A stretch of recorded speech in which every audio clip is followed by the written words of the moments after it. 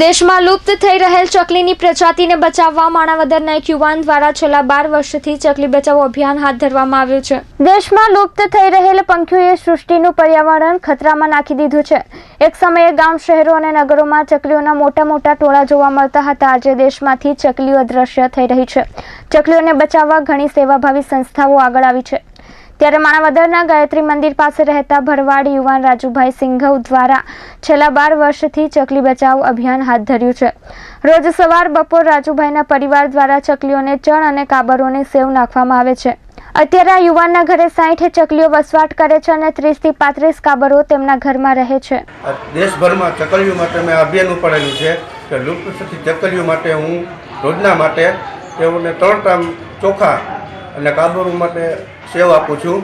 આજથી તમે 60 ચકલીઓ છે અને 30-35 જે કાબરું છે એના માટે અભિયાન ઉપાડેલું છે અને 16 કિલો ચોખા આવતા ચોખા હું કાયમીના માટે એના માટે રાખી દઉં છું અને એ ચોખા અમે લોકોએ ખાવાનું બંધ કર્યું છે અને મારા પરિવાર લોકો કાયમી માટે એ લોકોને ચકલીઓને અને કાબરુને ચોખા નાખે છે અથવા કાબરુને સેવ આપે છે અને 3 ટાઈમ ચકલીઓ માટે ચોખા અમે એને આપીએ છીએ। આ લુપ્ત થતી ચકલીઓ જો હું જેમ એટલું કરું છું તો આપ પણ એટલું ધ્યાન આપો ને તો આપણી ચકલીઓ જે ગયેલી વૃત્તિ આપણે પાછી આવી જાય।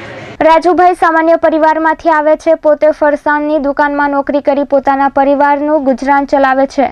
પોતાના કૂપનમાં સસ્તા અનાજની દુકાનેથી તેમને 16 કિલો ચોખા મળે છે। તે ચોખા પરિવાર ખાતો નથી અને ચકલીઓને ખવડાવે છે। આ પરિવારે છેલ્લા 12 વર્ષથી ચોખા ખાવાનું બંધ કરી દીધું છે। લુપ્ત થતી ચકલીઓને બચાવવા આ યુવાને અનોખું અભિયાન ઉપાડ્યું છે। તેવી જ રીતે જો હરેક લોકો આવી રીતે અભિયાન ઉપાડે તો લુપ્ત થતી ચકલીઓ બચી શકે તેમ છે। કેમેરામેન નિશાર ઠેબા સાથે જિગ્નેશ પટેલ, S24 ન્યૂઝ, માણાવદર।